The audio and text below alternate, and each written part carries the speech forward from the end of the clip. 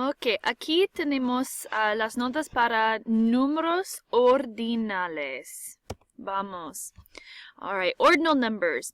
So, like English, Spanish uses ordinal numbers to indicate position in a series or order of items. And all that means is that you tell when something is first, second, third, fourth, fifth, sixth, seventh, eighth, ninth, 10th. All right, ordinal numbers must agree in gender and number with the noun they modify. This is just like adjectives. And if you think about ordinal numbers, so those words first, second, third are describing a thing. Aquí tenemos los números ordinales. So here we have our ordinal numbers. These should already be semi-familiar from our vocabulary, but we do have them again. So we've got primero or primera is first, segundo is second, tercero is third, cuarto is fourth, quinto is fifth, sexto is sixth, séptimo with that accent mark is seventh, octavo is eighth, noveno is ninth, and decimo with the accent mark is 10th. So you might start to see some patterns or some sounds that are similar to the numbers that we already know. So be on the lookout for those patterns to help you remember what word means what number.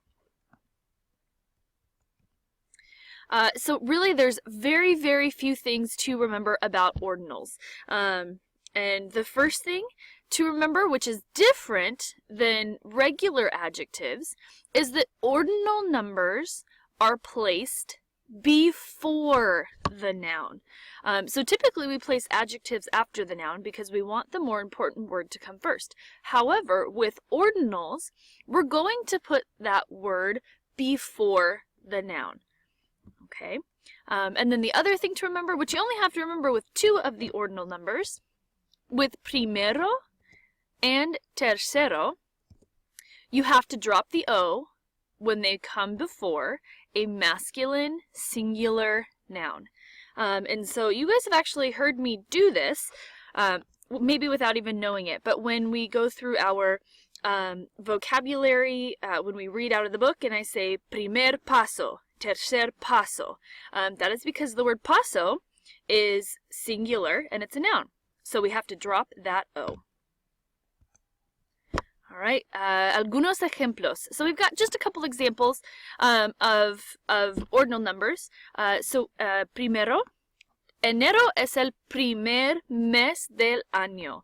So in that first example, primer is our ordinal number. Notice that it comes before the word mes because we're saying it's the first month. And then we did have to drop that O because mes is a singular masculine word. Próximo.